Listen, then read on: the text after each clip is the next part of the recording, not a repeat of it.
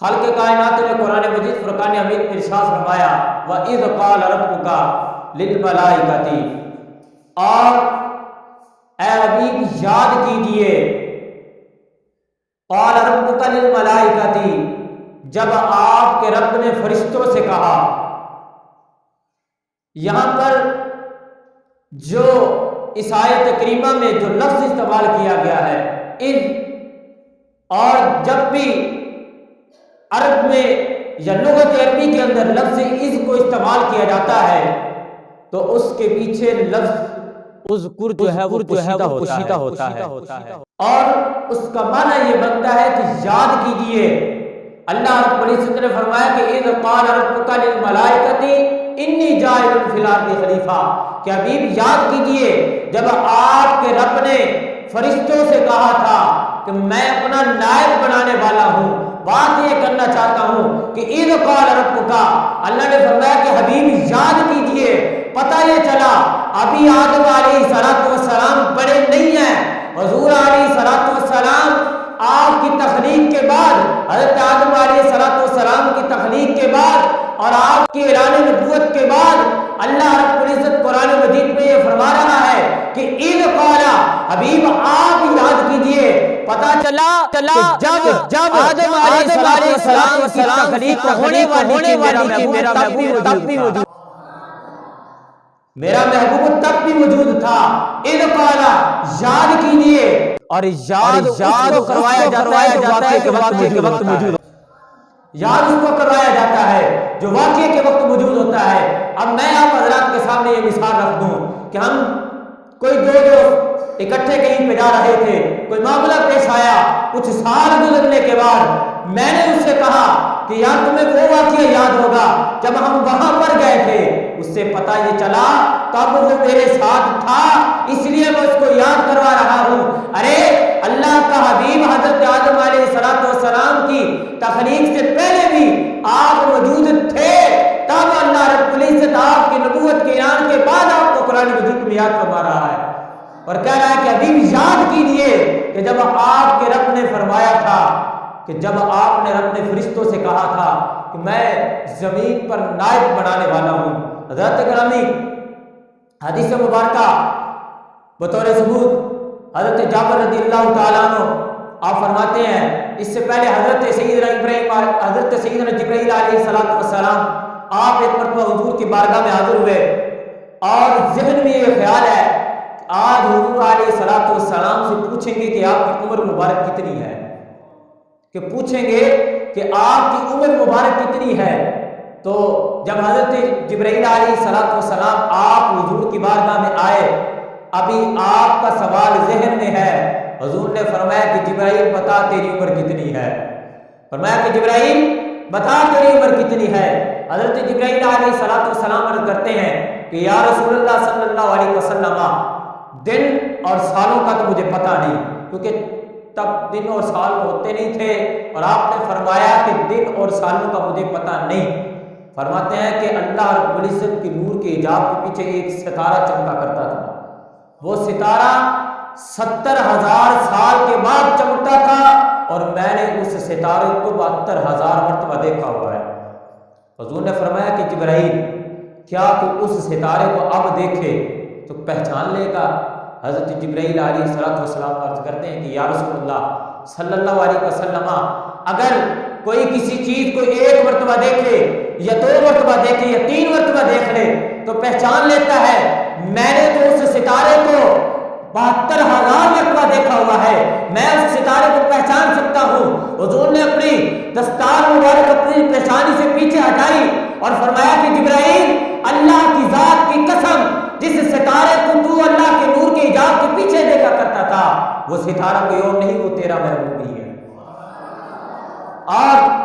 اس مقام پر اللہ رب العزت نے فرمایا، اس سے پتہ یہ چلا کہ حضور علیہ السلام آپ کی تخلیق تو اللہ رب العزت نے بہت ہی پہلے فرما دی تھی۔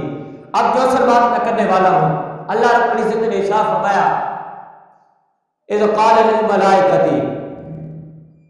ملائکتی فرشتوں کا ذکر فرمایا اللہ رب العزت نے۔ یہاں پر صرف فرشتے کہا، کیونکہ فرشتے اللہ رب العزت کے ہیں، اپنے فرشتے نہیں کہا۔ اس کے بعد ایک اور مقام پر کہ جب اللہ رب العزت نے قرآن مجید میں یہ کہا کہ یاد کیجئے کہ جب فرشتوں نے حضرت مریم علیہ السلام سے کہا تب بھی فرشتوں کو اپنا فرشتہ نہیں کہا. نکتہ سنیے گا, اپنا فرشتہ نہیں کہا. پھر اس کے بعد ایک اور مقام پر جب اللہ رب العزت فرماتا ہے کہ تمام کے تمام فرشتوں نے حضرت آدم علیہ السلام کو سجدہ کیا, تب بھی اللہ رب العزت نے فرشتوں کو اپنا فرشتہ نہیں کہا, جبکہ فرشتے اللہ رب العزت کے ہیں. عرض کی باری تعالیٰ فرشتے تیرے ہیں, تو ان کو اپنا فرشتہ کیوں نہیں کہتا؟ اور جب آیت کریمہ آئی صلاۃ کی, درود پاک کی آیت کریمہ آئی, تب اللہ رب العزت ارشاد فرماتا ہے کہ ان اللہ و ملائکتہ, بے شک میں اور میرے فرشتے, بے شک میں اور میرے فرشتے. اس لیے باری تعالیٰ سے عرض کی کہ یا الہ العالمین, پچھلے کئی مقامات پر تو فرشتوں کو اپنا فرشتہ نہیں کہتا,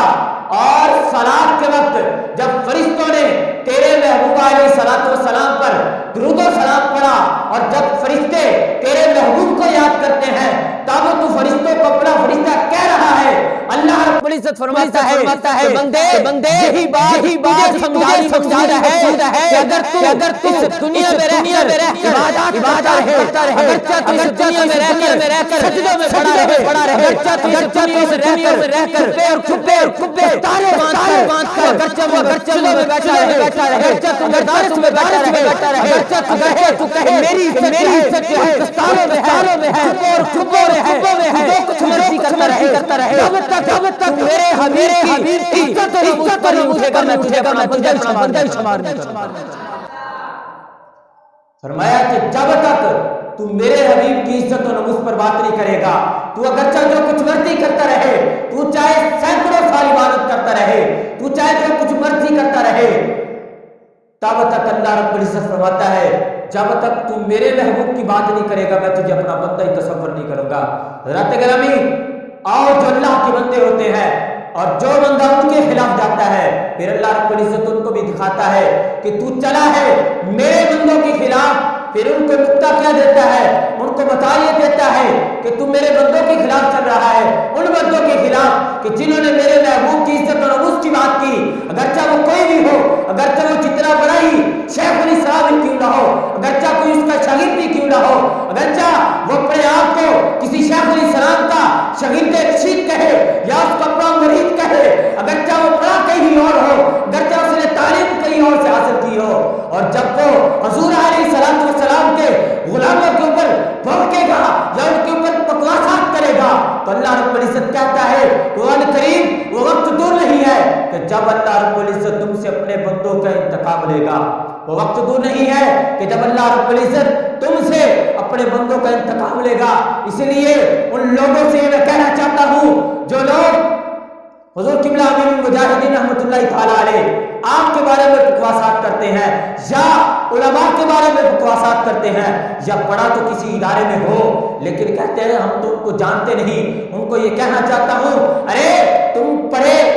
ہو کسی ادارے میں لیکن تم کہتے ہو کہ ہم فلاں کے شاگرد ہیں, یہ شاگردی سے دنیا تک رہے گی, لیکن حضور علیہ السلام کا ساتھ حضور علیہ السلام کا غلام قیامت میں بھی ہوگا. پھر تمہیں پتا چلے گا کہ تم کن کی باتیں کیا کرتے تھے, پھر تم دیکھو گے کہ ہم کس طرف چلے تھے اور ہمیں چلنا کس طرف تھا. حضرت گرامی یہ ہمارے لیے نبہ فکریہ ہے. یہ نہ ہو کہ جب انسان کے پاس ذرا سی عزت آ جائے, جب اسلام کے پاس ذرا سی کوئی شہرت آ جائے, تو تب انسان اپنی اوقات کو بھول جائے اور اپنے اساتذہ کو بھول جائے, اپنے پیر و مرشد کو بھول جائے, اور جس تاریخ نے اور جس چیزوں نے اس کو اتنا بڑا ہوتا وہ کام دیا ہو ان چیزوں کو بھول جائے. یہ انسان کے اندر ہونا نہیں چاہیے. کیوں کہ جب اللہ رب العزت کے دین کے ساتھ انسان منسلک ہوتا ہے خلوص دل کے ساتھ, پھر اللہ رب العزت ان کو ایسی عزت اور ایسے مقام عطا فرماتا ہے وہ انسان کی سوچ اور فطرت میں بھی نہیں ہوتی, جو اللہ رب العزت ان کو عزت و مقام